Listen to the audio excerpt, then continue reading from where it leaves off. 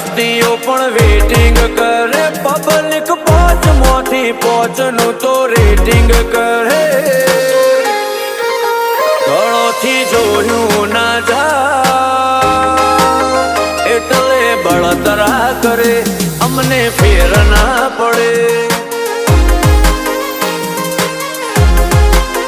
નગદી talent plays ઉપર depend કરે, ઊંચી ઉડન ઊંચા ઈરાદા પણ મેટર કરે. ઘણોથી જોયું ના જાય એટલે બળતરા કરે, અમને ફેર ના પડે.